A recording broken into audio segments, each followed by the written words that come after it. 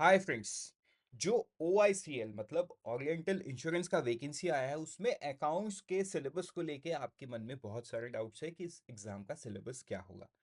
तो देखो यूजुअली क्या होता है ऐसे एग्जाम्स में ना सिलेबस इन कंपनियों के द्वारा नहीं दिया जाता है, ना ही IBPS इन सिलेबस के बारे में कुछ बताता है। So you have to prepare based on a predictive syllabus. अब ये प्रिडिक्शन आप लगाओगे या एक्सपर्ट्स लगाएंगे, right? So we bring to you the syllabus of accounts, right? तो देखो ये जो सिलेबस है ये हमारे जो फैकल्टी है CA प्रतीक सर उन्होंने प्रिपेयर किया। आपको ध्यान होगा कि उन्होंने एक वर्कशॉप भी किया था। तो वर्कशॉप में उन्होंने डिटेल डिस्कशन किया है सिलेबस को लेके, राइट? मैं उसका ग्लिम्स आपको दिखाऊंगा। एंड कई लोगों ने सिलेबस का PDF मांगा था, तो आप इस पर्टिकुलर स्लाइड्स में मैं जहां जहां आपको दिखाऊंगा या तो आप उसके स्क्रीनशॉट रख सकते हो, नहीं तो आप इसका PDF डाउनलोड करोगे तो ज़्यादा बेटर होगा, because you can have a look at any point of time कहाँ आप स्क्रीनशॉट ढूंढते रहोगे। सो शुरू करते हैं हमारा video. Very good evening and welcome to IXMB। देखो, मैं जिस वर्कशॉप की बात कर रहा था ये है वो वर्कशॉप का इमेज जो CA प्रतीक सर ने लिया था 16 तारीख को। अब देखो 16 तारीख को एग्जाम फॉर्म भरना शुरू नहीं हुआ था, तो जाहिर सी बात है आपने बहुत सारे लोगों ने ये अपॉर्चुनिटी को मिस कर दिया। इस वीडियो में वो सारा अपॉर्चुनिटी आपको दोबारा मिल गया है। तो एक बार हम बात करेंगे इंपॉर्टेंट डेज की। तो देखो इंपॉर्टेंट डेज ये है कि आज से 2 दिन पहले एग्जाम फॉर्म, 2-4 दिन पहले एग्जाम फॉर्म भरना शुरू हो गया है 21 तारीख से। ये अगले महीने की 12 तारीख तक चलेगा। मतलब if you have not filled now, please go and fill.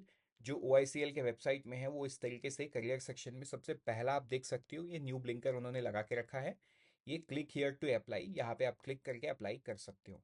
Apply करते वक्त कोई भी डाउट आए तो you can reach out to us, या आप अभी तक देख चुके होंगे, कुछ डाउट है तो आप कमेंट सेक्शन में भी पूछ सकते हो। So let us move to the exam pattern. देखो सिलेबस के बारे में मैं ज़रूर बात करूंगा, लेकिन एग्जाम पैटर्न बताना ज़रूरी है कि फेस 1 इज़ कॉमन। ठीक है? तो फेस 1 में आपको अकाउंट्स के बारे में नहीं सोचना है। फेस 1 में केवल आपको इंग्लिश, रीजनिंग एंड क्वांट के बारे में सोचना है, क्योंकि फेस 1 क्लियर होगा तभी आप फेस 2 में जाओगे। तो फेस 2 के सिलेबस में आपको यहाँ पे 40 मार्क के लिए स्ट्रीम स्पेसिफिक क्वेश्चन पूछा जाएगा, राइट? जिसमें आपको 35 मिनट मिलेगा। मतलब this is a section where you have to attempt accounts related question, right? बाकी तो देखो क्वांट, रीजनिंग, इंग्लिश और जनरल अवेयरनेस कॉमन सा ही है। So let us straight move to suggestive syllabus. अब ये जो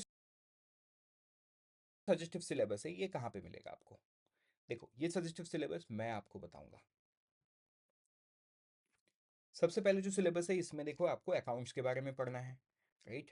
अब अकाउंट्स में भी जो सबसे ज़्यादा इंपॉर्टेंट है ना वो है इंश्योरेंस अकाउंटिंग, क्योंकि this is an insurance company. तो इंश्योरेंस अकाउंटिंग से सवाल 100% आया है और आता है। हमने लास्ट में भी जितने जनरल इंश्योरेंस कंपनीज के एग्जाम्स हुए हैं या इंश्योरेंस रिलेटेड कंपनीज के एग्जाम हुए हैं उसमें हमने देखा है कि एग्जाम्स में सवाल इंश्योरेंस अकाउंटिंग को लेके अच्छा खासा रहता है। तो this is one topic where you have to you know give an importance.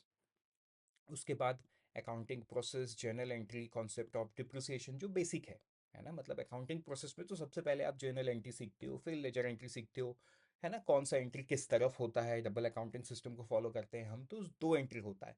तो कौन सा कहाँ पे होता है इसका एकदम क्लियर आइडिया आपको होना चाहिए। फिर preparation and presentation of financial statement like balance sheet. Balance sheet के बारे में आपको समझ में आना चाहिए, बैलेंस शीट बैलेंस कैसे होता है, कौन सी एंट्री कहाँ पे होती है, प्रॉफिट एंड लॉस अकाउंट पे क्या क्या सारे हेड्स हैं, कैश फ्लो स्टेटमेंट में कौन सा एंट्री कहाँ पे होता है, मतलब किस हेड पे होता है, you should know about it. ठीक है? फिर एनालिसिस में, analysis and interpretation of financial statement में आपको अलग अलग रेशियो एनालिसिस ये समझ में आना चाहिए, क्योंकि वो आपके बिजनेस के पैरामीटर्स को भी दिखाते हैं। सो अकाउंटिंग में ये सारा आपको पढ़ना है। अकाउंटिंग स्टैंडर्ड थोड़ा बेसिक बिल्कुल ही रहेगा, मतलब ये बेसिक लेवल पे आपको समझ में आना चाहिए। जो IND है, राइट, ये सारा चीज़ आपको पता होना चाहिए। फिर आगे बढ़ते हैं हम फाइनेंस में। तो देखो फाइनेंस में इसमें working capital management, capital budgeting, cost of capital, है ना, ऑपरेटिंग लिवरेज, फाइनेंशियल लिवरेज। ठीक है? इस तरीके के सवाल आप देख सकते हो फाइनेंस में। फिर आगे हम बात करेंगे कॉस्ट की। तो देखो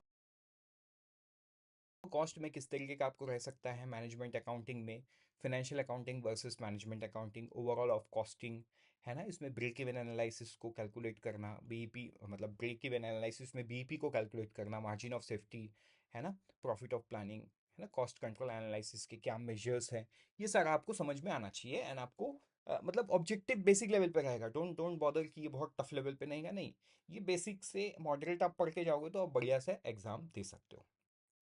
फिर आगे हम बात करेंगे ऑडिटिंग की। तो देखो ऑडिटिंग में नेचर एंड स्कोप है ना, objective, audit process, type of audit, internal external audit, तो ये सारा चीज़ इसमें आएगा। Conduct of audit, internal control, vouching and verification, है ना, ऑडिट ऑफ कंपनीज, तो ये सारा चीज़ आपको ऑडिट में पढ़ना है। फिर आगे हम बात करेंगे टैक्सेशन की, है ना। टैक्सेशन में देखो थोड़ा सा आपको करंट अफेयर्स से भी पढ़ना है, जीएसटी में कुछ चेंज आया है क्या, फिर टैक्स फाइलिंग में जो नया चेंजेस आया है, टैक्स के स्लैब्स क्या है, ये सारा आपको पता होना चाहिए, ठीक है। TDS, TCS, advance tax deduction, ये सारे के बेसिक कॉन्सेप्ट है ना, timing, concept of supply, input tax credit, मतलब जो जीएसटी का है ना, आईटीसी कैलकुलेशंस एंड ऑल, ये सारा आपको पता होना चाहिए।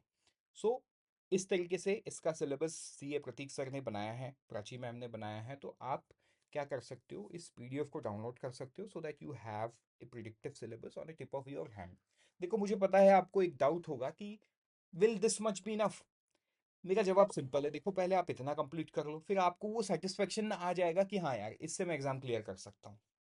क्योंकि कई बार स्टूडेंट्स में ना ये डायलेमा होता है, मतलब ये मुझे भी था, मैं भी जब स्टूडेंट था ना, मुझे भी ऐसे डायलेमास थे कि इतना पढ़ने से हो जाएगा क्या, ये तो सिलेबस नहीं है, ये तो आप लोग बता रहे हो। तो देखो आपको ट्रस्ट करना होगा, राइट।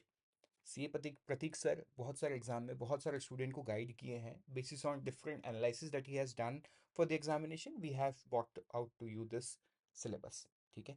आपको कोई भी डाउट है तो बिल्कुल आप कमेंट सेक्शन पे लिखो, लेकिन ये जो डाउट है ना कि इज दिस इनफ, क्या इतना पढ़ के जाने से हो जाएगा, तो आप इतना पढ़ो पहले, ठीक है, उसके बाद टाइम बचता है आपके पास तो फिर आप दूसरे कुछ को पढ़ना।